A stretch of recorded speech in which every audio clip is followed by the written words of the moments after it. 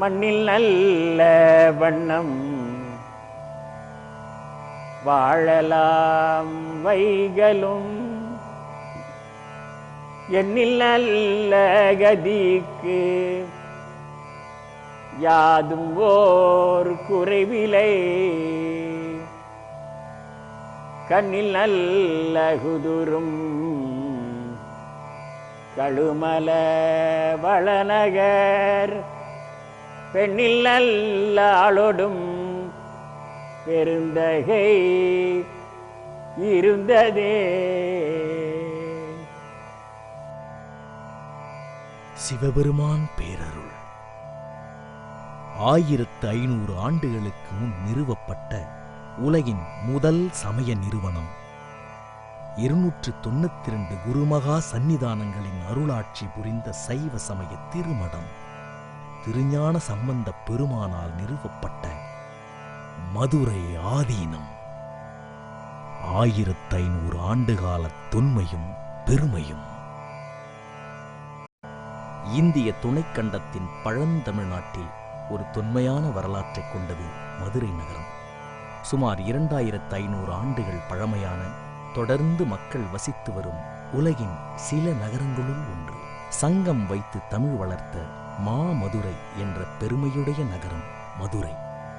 கடம்பவனம், மருதை, கூடல் மாநகர், நான்மாடக் கூடல், ஆலவாய், தூங்கா நகர் என்றெல்லாம் அழைக்கப்படும் இத்திருநகரத்தின் சிறப்புக்கு மேன்மேலும் கூடுதல் சிறப்பு மதுரை ஆதீனம் அமையப்பெற்றது.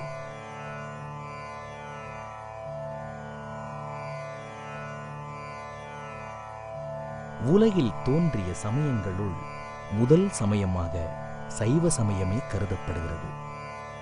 சைவ சமயம் தோன்றிய காலம் வரலாற்று காலத்திற்கு மிக முற்பட்டது. சைவம் சிவனோடு சம்பந்தமாவது என்கிறார் திருமூலர். சைவ சமயம் சிவபெருமானை பரதெய்வமாக முழுமுதற் கடவுளாக கொண்டு இயங்கி வருகிறது.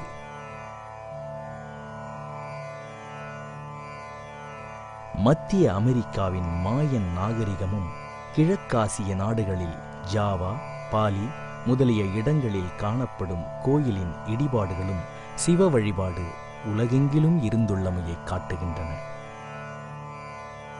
சிந்து சமவெளி நாகரிகத்தினை ஆய்வு செய்து எழுதிய சர் ஜான் மார்ஷல் உலகின் மிக தொன்மையான சமயம் சைவ சமயம் என்கிறார். மொஹஞ்சதரோ, ஹரப்பா அகழ்வாராய்ச்சியிலும் சைவம் அவர்களின் சமயமாக இருந்ததற்கான சான்றுகள் கிடைத்திருக்கின்றன.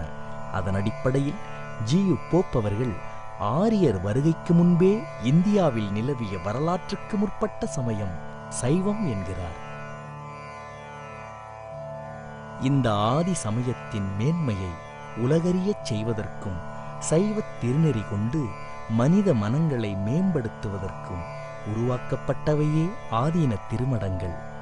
அந்த ஆதீன திருமடங்களுள் முதன்மையானது மதுரை ஆதீனம். மதுரை ஆதீனம் தோற்றுவிக்கப்பட்ட காலம் கிபி 6ஆம் நூற்றாண்டு. சற்றேறக்குறைய 1500 ஆண்டுகள் தொன்மையானது. உலகில் மதுரை ஆதீனத்தின் தொன்மைக்கு நிகரான வேறொரு சமய நிறுவனம் இல்லை என்கிறார்கள் வரலாற்று ஆசிரியர்கள். 1500 ஆண்டுகள் தினம் தவறாமல் சிவ வழிபாடு நடைபெறுகின்ற, சிவ நெறிமுறைகள் போற்றப்படுகின்ற, சிவ மந்திரங்கள் ஒலிக்கப்படுகின்ற புனித பீடம் மதுரை ஆதீன மடமாகும்.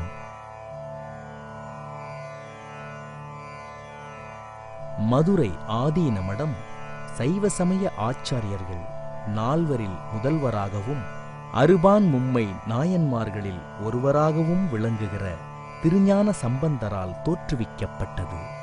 திருஞான சம்பந்தரின் வரலாற்றை அறிவது மதுரை ஆதீனத்தின் மேன்மையை உணர்வதற்கான முதற்படி. ஆதலால் முதலில் திருஞான சம்பந்தரின் வரலாற்றை காணலாம்.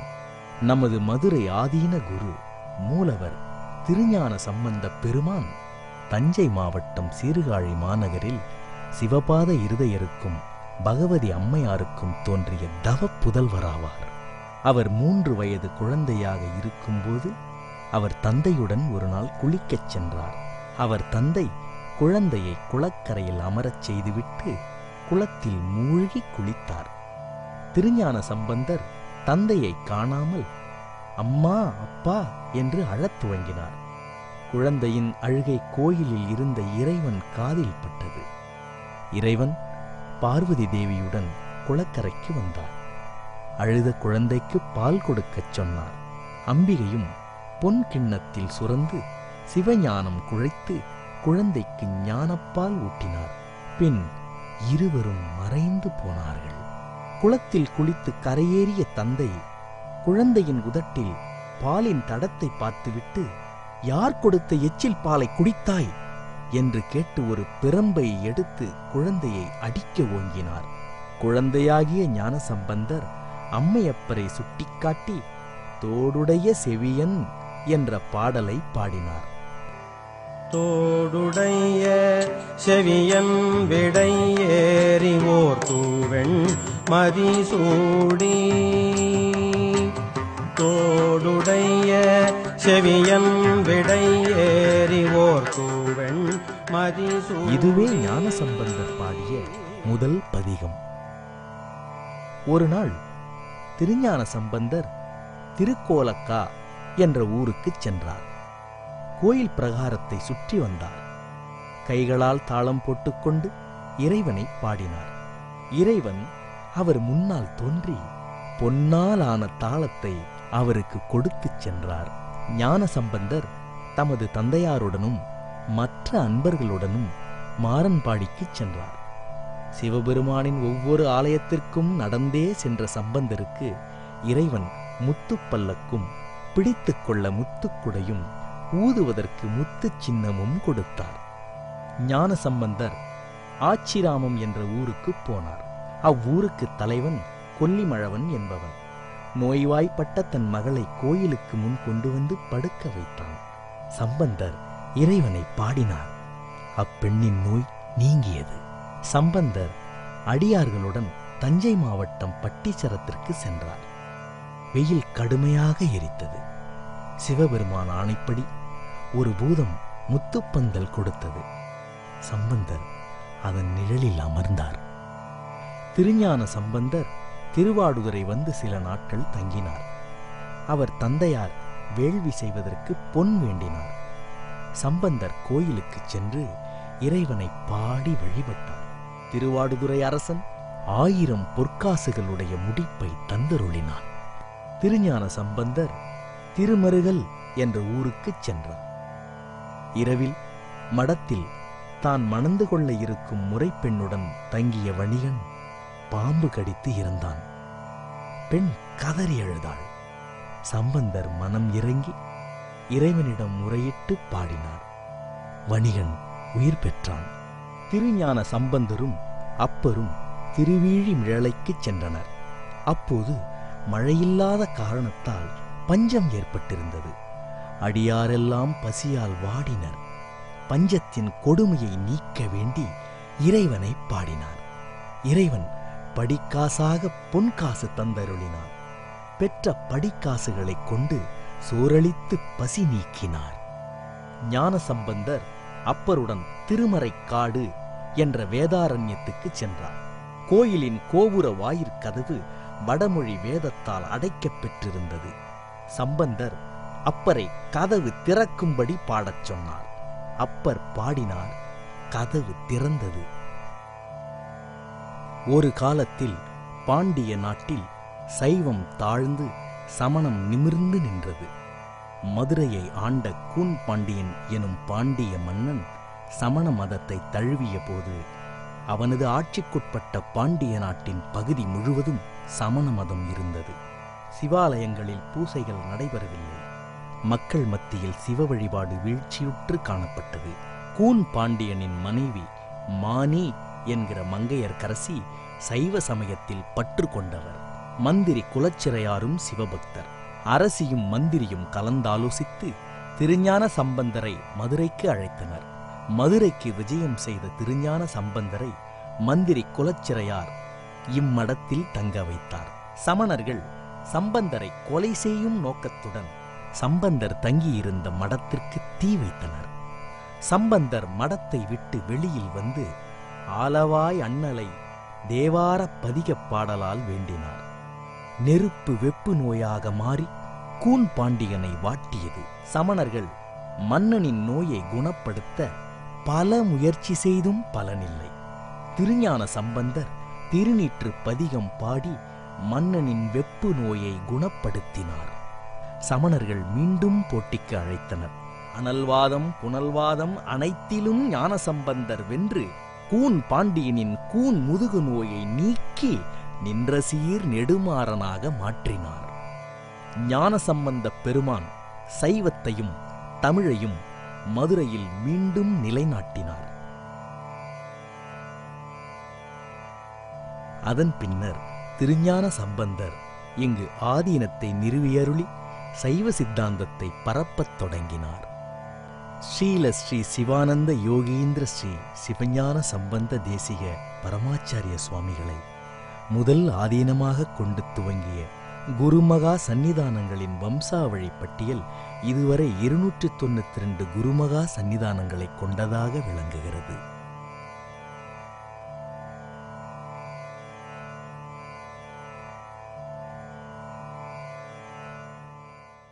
தற்போது அருளாட்சி புரிந்து வரும் 292வது குருமகா சந்நிதானம் ஸ்ரீலஸ்ரீ அருணகிரிநாத ஸ்ரீ ஞானசம்பந்த தேசிக பரமாச்சாரிய சுவாமிகள் மதுரை ஆதீனத்தில் இளவரசராக 27/5/1975 நாளில் பட்டம் சூட்டப் பெற்றார்கள்.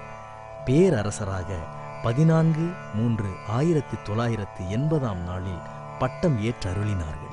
292வது குருமகா சந்நிதானம் லோக குரு ஸ்ரீலஸ்ரீ அருணகிரிநாத ஸ்ரீ ஞானசம்பந்த தேசிக பரமாச்சாரிய சுவாமிகள் தஞ்சை மாவட்டம் சீர்காழியைச் சேர்ந்தவர்கள். இவர்கள் பள்ளிப்படிப்பை முடித்தவுடன் தருமை ஆதீனத்தில் திருக்கூட்டத்து அடியவராக அமர்ந்து ஆதீன பயிற்சி பெற்றார்கள். குருமகா சந்நிதானம் அவர்கள் எழுச்சி மிகுந்த பேச்சாளரும் எழுத்தாளரும் சிந்தனை செயலாளரும் ஆவார்கள். சைவ சித்தாந்தத்தில் மிகுந்த புலமையுடையவர்கள். இவர் அமெரிக்க ஐக்கிய நாட்டிற்கும் ஐரோப்பாவில் இங்கிலாந்து நாட்டிற்கும் பிரான்ஸ் நாட்டிற்கும் ஆசியாவில் சீனா, ஹாங்காங், சிங்கப்பூர், மலேசியா ஆகிய நாடுகளுக்கும் எழுந்தருளி அங்குள்ள தமிழ் பெருமக்களிடையே சைவ சமயம் பற்றியும் சிவ வழிபாடு பற்றியும் தமிழ் மொழியின் அருமை பெருமைகள் பற்றியும் பல்வேறுபட்ட கூட்டங்களுக்கு எழுந்தருளி அருளுரை நிகழ்த்தி ஆங்காங்கே சமய எழுச்சியை ஏற்படுத்தி அருளினார்கள். உலகெங்கும் சைவ சமயத்தின் செந்நெறியை சிறப்பாக பரப்பிட வேண்டும் என்பதும் அனைத்து மத மக்களிடையே ஒற்றுமையை நிலவச் செய்ய வேண்டும் என்பதும் இவ்வாதீனத்தின் தலையாய கொள்கையாகும். உலகத்தில் உள்ள எல்லா மதங்களைச் சார்ந்த மக்களுக்கும் இறைவன் ஒருவனே.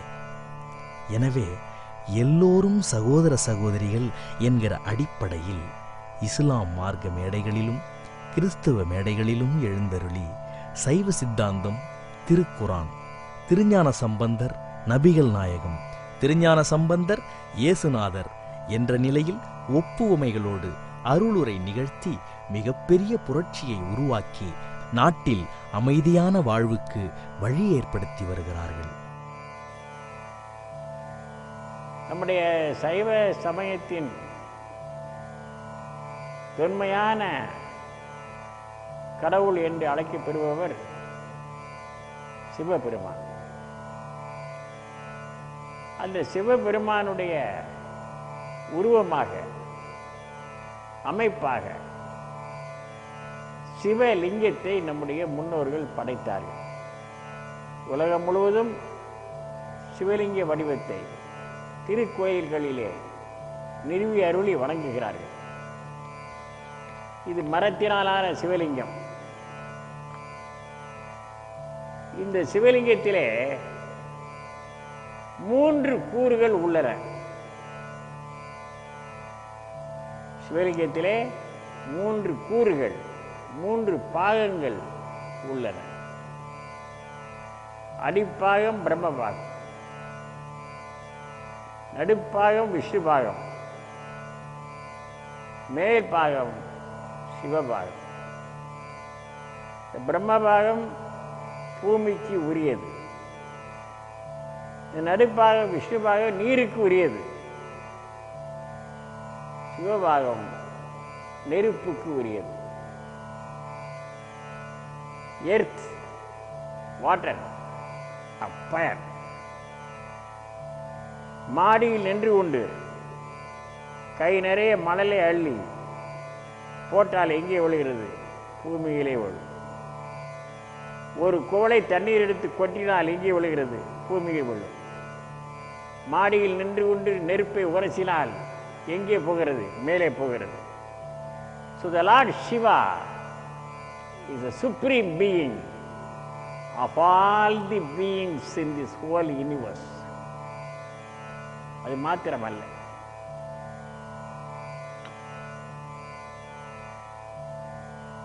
பெரிய ஆலயங்களிலே தூண்களை பார்த்தால் தெரியும். அடிப்பக்கம் 4 பக்கங்கள், நடுவிலே 8 சதுரங்கள், மேலே இப்படி இருக்கிறது. இதற்கு பெயர் ஆவுடை. இது கோமுகி. ஆவுடை என்று சொன்னால் புனிதமானவன், உயர்ந்தவன், சிறந்தவன், நிரந்தரமானவன் என்று பொருள். சைவ சித்தாந்தத்தின் ஆழத்தை எளிமைப்படுத்தி பாமர மக்களும் எளிதில் புரிந்து கொள்ளும் வகையில் விளக்கமளிப்பதில் இவர்கள் வல்லவர்கள். அவன் தோன்றா துணைவனாக இருக்கின்றான். அங்கிங்கனாதபடி எங்கும் பிரகாசமாய் ஆனந்த பூர்த்தியாகி அருளோடு நிறைந்தது எது என்று சொல்லுவார்கள்.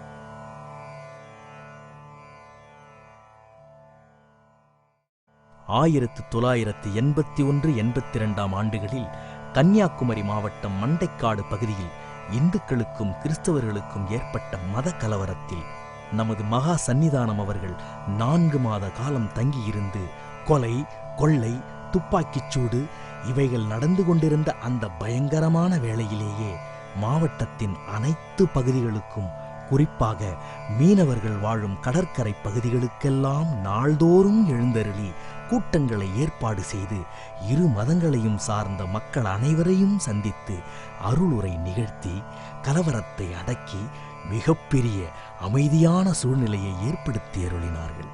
கலவரத்தால் பாதிக்கப்பட்ட மக்களுக்கு உடையும் உணவும் அருட்கொடையும் வழங்கி ஆசீர்வதித்தார்கள். 1981 ஆண்டு தென்காசி மீனாட்சிபுரத்தில் மதமாற்றத்தால் பெரிய மதக்கலவரம் ஏற்படும் சூழ்நிலை உருவான போது மகா சந்நிதானம் அவர்கள் சைவ சமய பேருண்மைகளையும் இஸ்லாம் மார்க்க தத்துவத்தையும் எடுத்து கூறி அவரவர் மதங்களில் அவரவர் இருக்க வேண்டியது லகும்தீனுக்கும் வலியதீன் என்ற வரியை சுட்டிக்காட்டி அமைதியை நிலைநாட்டி அருளினார்கள்.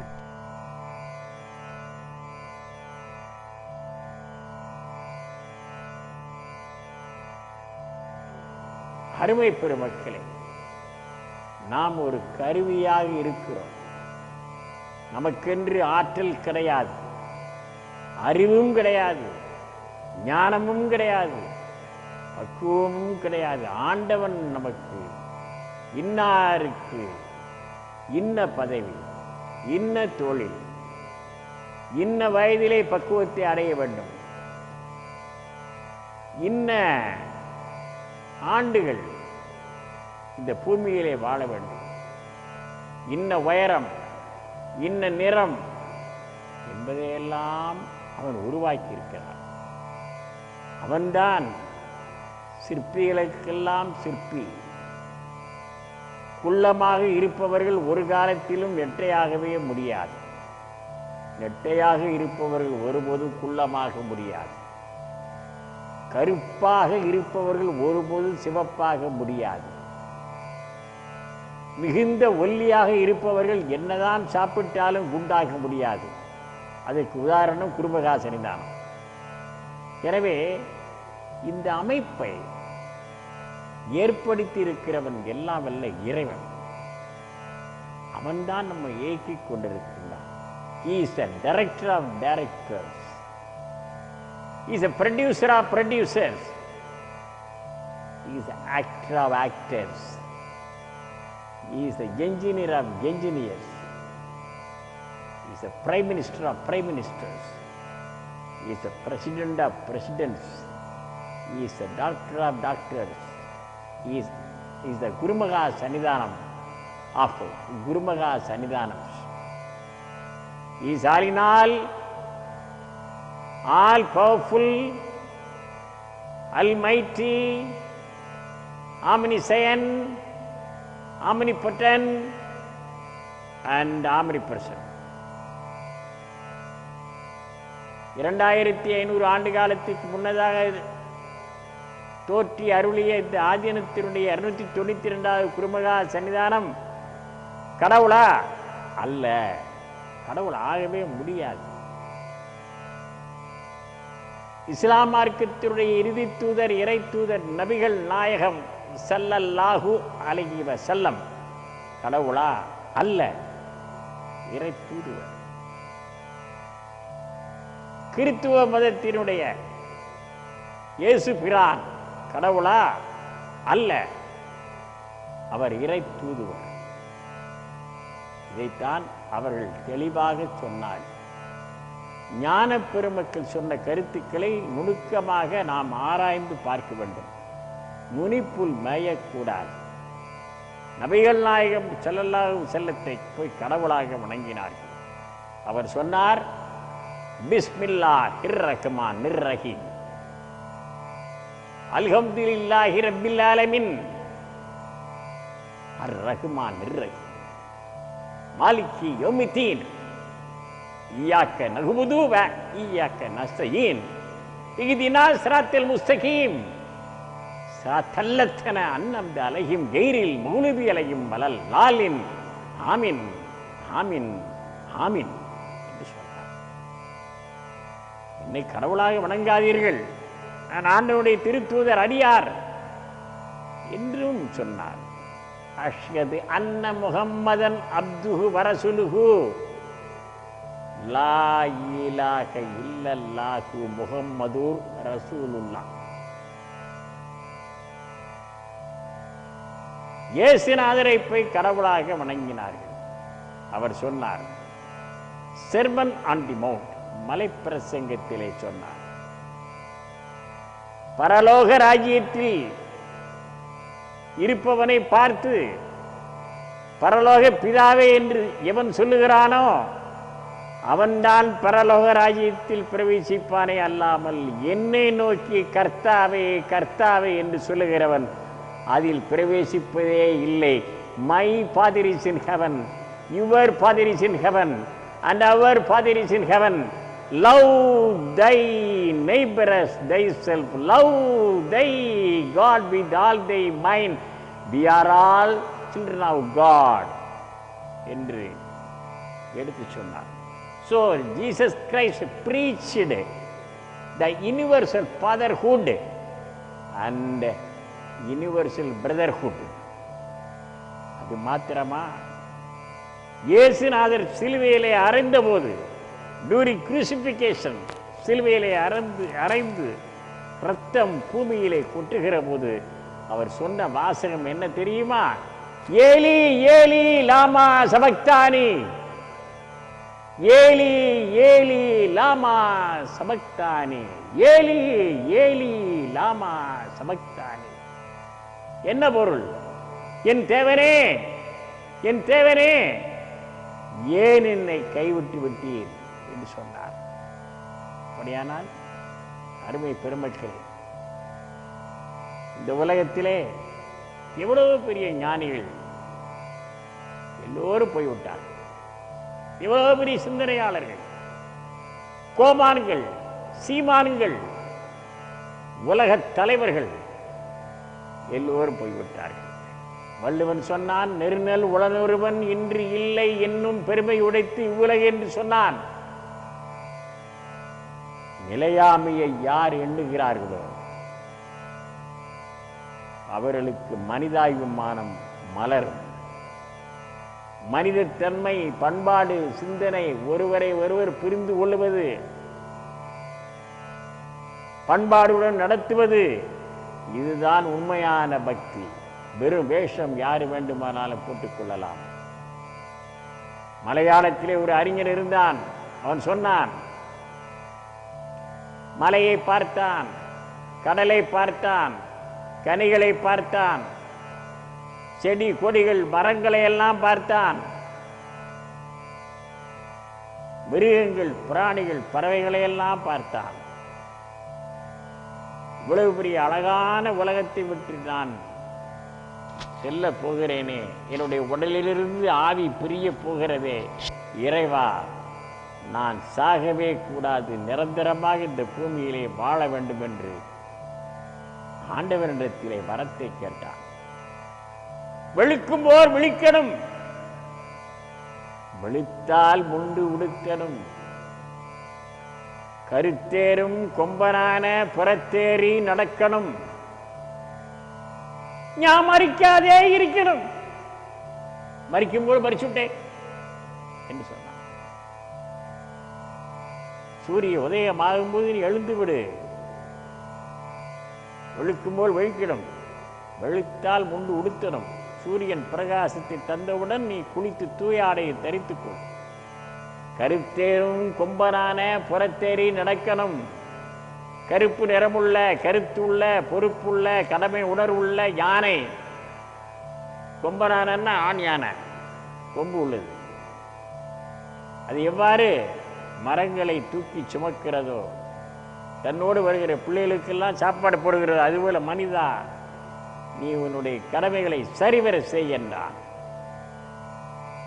கருத்தேரும் கொம்பனான புறத்தேறி நடக்கணும் என்று சொன்னவன் திடீரென சிந்தித்து பார்க்கிறான். ஆகா, இந்த உலகத்தை விட்டு போக போகிறமே, இந்த உடலிலிருந்து ஆவி பிரிய போகிறதே என்று சொல்லி நினைத்து பார்த்தான். ஆண்டவரிடத்திலே விண்ணப்பத்தை போட்டான். ஞான் மறிக்காதே இருக்கணும் என்றான். ஆனால் அவன் சிந்தனை கவியன். He was not only a poet, but poet cum thinker. சிந்தனை கவியன். சிந்தித்து பார்த்தான். இந்த பூமி யாரை விட்டு வைத்தது? இந்த பூமி எந்த சிந்தனையாளனை, எந்த கோமானை சீமானை விட்டு வைத்தது? நான் மட்டும் விதிவிலக்கா? அல்ல, நானும் சாகத்தான் வேண்டும். இறைவா, நான் கேட்ட வரம் தவறானது, தப்பானது. நீ எப்போது என்னை அனுப்புகிறாயோ அப்போது நான் செல்வேன் உன் அருளால். மறிக்கும் போல் மறிச்சுட்டேன் என்று சொன்னான். அதுபோல இந்த உலகம், the whole world is divided into two parts. The one is mortality and another one is immortality. Mortality belongs to human beings, immortality belongs to the Almighty God. அவன்தான் நிரந்தரமானவன். நிரந்தரமான நினைத்து பார்க்க வேண்டும், மனிதாபிமானத்தோடு வாழ வேண்டும். ஞான பெருமக்கள் வாழ்கிற போதே அவர்களை போற்றி மதித்து மரியாதை செய்யக்கூடிய மாண்பை பெற வேண்டும். அவர்கள் மறைந்த பிறகு அவர் எப்படிப்பட்டவர், எவ்வளவு ஆற்றல் மிக்கவர், எவ்வளவு ஞானம் மிக்கவர், எவ்வளவு துணிவு மிக்கவர், அவர் சிங்கம் என்றெல்லாம் போற்றி புகழ்வதிலே அர்த்தமே கிடையாது, எந்த பயனும் கிடையாது. அவர் வாழ்கிற போது போற்றி மதித்து மரியாதை செய்யக்கூடிய, அவர்களை பயன்படுத்தக்கூடிய நல்ல எண்ணங்கள் வேண்டும் என்பதனை வள்ளுவன் சொன்னான். பெரியோர்களை மதித்து போற்றாவிட்டால் அவர்கள் மனம் வேதனைப்படும்.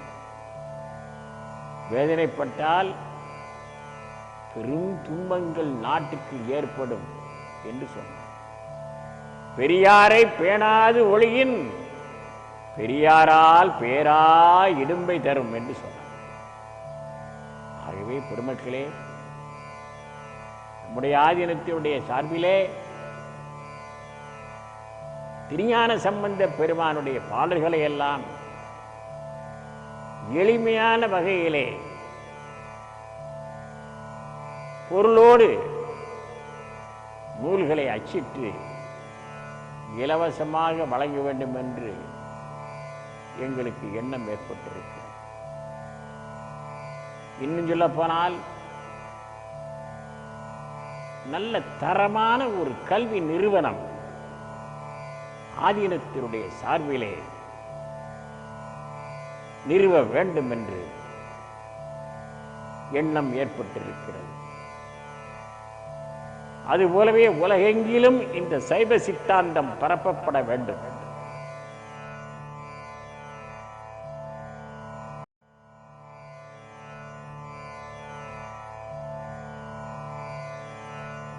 திருப்புறம்பயம், கஞ்சனூர், கைச்சினம், திருமுகத்தலை பாண்டிய நாட்டிலுள்ள ஆதீனமாகிய மதுரை ஆதீனத்திற்கு சோழ நாட்டில் பாடல் பெற்ற 4 திருக்கோயில்களின் நிர்வாகம் இருப்பது மதுரை ஆதீனத்தின் மேம்பட்ட சிறப்பு. திருப்புறம்பயம் இறைவரது திருப்பெயர் புறம்பயநாதர், சாட்சிநாதர்.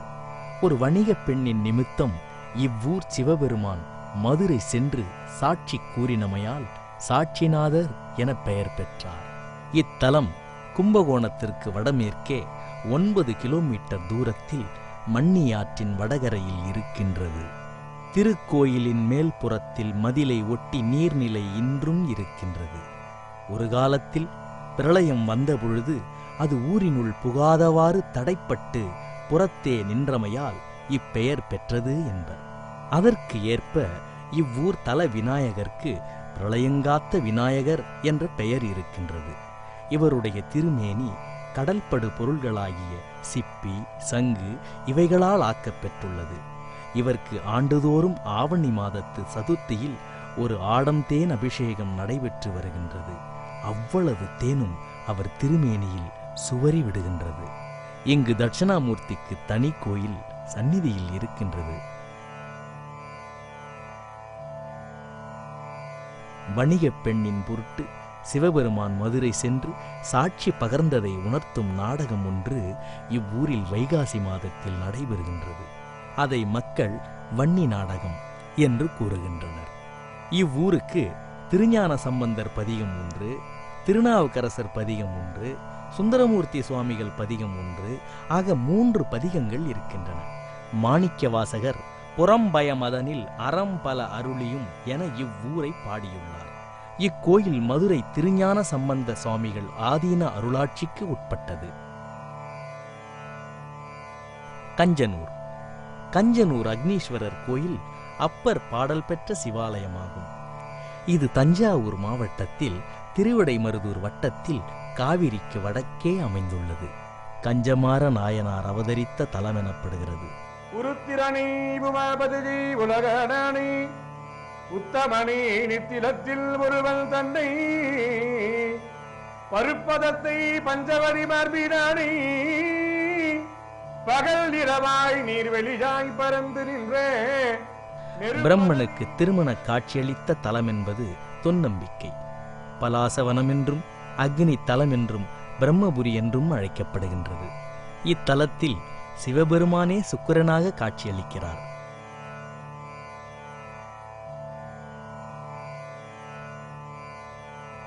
இக்கோயிலில் இருக்கும் முக்தி மண்டபம் என்று அழைக்கப்படும் நடராஜ சபையில் நடராஜர் மற்றும் சிவகாமி ஆகிய தெய்வங்களின் திருவுருவச் சிலைகள் அமைந்துள்ளன. சிவபெருமான் பராசர முனிவருக்கு முக்தி தாண்டவம் ஆடி காட்சியளித்த திருத்தலம் இது. நவக்கிரக தலங்களில் இது சுக்கிரனுடைய தலமாகும். இக்கோயில் மதுரை திருஞான சம்பந்த சுவாமிகள் ஆதீன அருளாட்சிக்கு உட்பட்டது. கைச்சினம். அருள்மிகு வெள்ளை நாயகி உடனுரை கைச்சினநாதர். திருவாரூருக்கு தெற்கில் உள்ள திருநெல்லிக்கா என்னும் தொடர்வண்டி நிலையத்திற்கு கிழக்கே 3 கிலோமீட்டர் தூரத்தில் உள்ளது.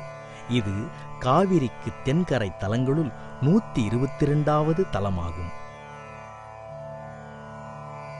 இந்திரன் இங்கு மணலால் சிவலிங்க திருமேனியை எழுந்தருளிவித்து பூசித்தான். முடிவில் அதை கையினால் எடுக்க முயன்றபோது அது எடுக்க வராமல் அவனது கை அடையாளம் அவரது திருமேனியில் பதிந்து விட்டது. ஆதலின் இப்பெயர் பெற்றது. தேவேந்திரன், திருநபிந்து இவர்கள் பூசித்து பேறு பெற்றனர். அம்மையே அப்பா ஒப்பிடாமணியே அன்பினில் விளைந்தாரமுதே பொய்மையே வெறுக்கி பொழுதினை சுருக்கும். இது திருஞான சம்பந்த பெருந்தகையாரால் பாடப்பெற்றது. அவருடைய பதியம் ஒன்று இருக்கின்றது. செல்வமே சிவபெருமானே யானோ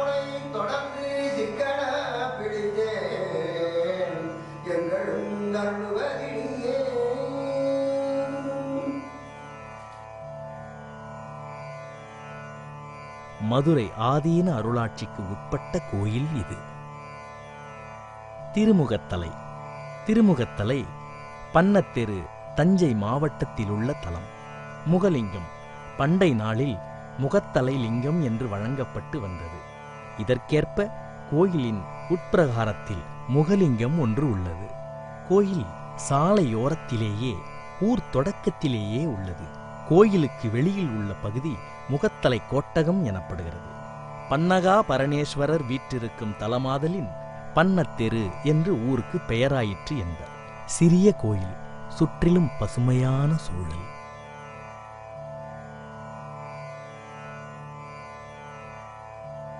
வாயிலை தாண்டி பிரகாரத்தில் சென்றால் விநாயகர், சுப்பிரமணியர் சந்நிதிகள், திருமுகத் தலைநாதர் என்னும் முகத்தலை லிங்கம் காட்சியளிக்கிறது. பக்கத்தில் மகாலட்சுமி, அடுத்து பைரவரும் சனி பகவானும் காட்சியளிக்கின்றனர். சம்பந்தர், சுந்தரர், அப்பர், மாணிக்கவாசகர் ஆகியோரின் சந்நிதிகளும் இருக்கின்றன. வலம் முடித்து வௌவால் தொந்தி மண்டபம் புகுந்து உட்சென்றால் வலப்பால் அம்பாளின் சாந்த நாயகியின் அற்புத தரிசனம் கிடைக்கிறது. நின்ற திருக்கோலம் மனதிற்கு சாந்தி தரும் காட்சி. பூத்தவளே புவனம் 14 பூத்தவண்ணம் காத்தவளே பின் கலந்தவளே. நேரே மூலவர் பன்னகா பரமேஸ்வரர். பெயருக்கேற்ப வெள்ளி நாகாபரணம் சாத்தப்பட்டு பிரகாசிக்க ஒளிர்விட்டு காட்சியளிக்கிறார். முழுக்கவசத்தில் தரிசிக்கும் அழகே தனி அழகு. திருநீற்று பட்டை ஜ்வலிக்கிறது. புவனநாயகனே அகவுயிர்க்கமுதே, புவனநாயகனே அகவுயிர்க்கமுதே. இது மதுரை திருஞான சம்பந்தர் ஆதீனத்தின் அருளாட்சிக்கு உட்பட்ட திருக்கோயில். பணி செய்வார்க்கிறங்கும். இவ்வாறு சைவ சித்தாந்தங்களை காப்பதோடு, தமிழை வளர்ப்பதோடு, சமுதாய பணிகள் ஆற்றுவதோடு மட்டுமல்லாமல் இலவச சித்த மருத்துவமனையும் நடத்தி வருகிறது. இங்கு ஏழை எளிய மக்களை கருத்தில் கொண்டு அவர்களுக்கு திருஞான சம்பந்த பெருமான் பெயரால் இலவச மருத்துவ ஆலோசனையோடு இலவச மருந்துகளையும் வழங்கி அவர்களின் ஆரோக்கியத்தை பேணி அவர்களின் வாழ்க்கையை மேம்படுத்தி வருகிறது மதுரை ஆதீனம்.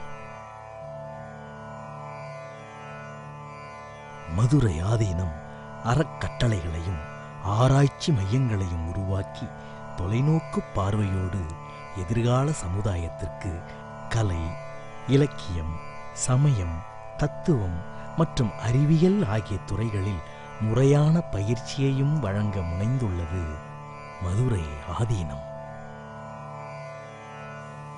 இந்த சமயத்தை நம்பி செயல்படக்கூடியவர்கள், இறை நம்பிக்கை உடையவர்கள், வசதி மிக்கவர்கள் எல்லோரும் ஆக்கமும் ஊக்கமும்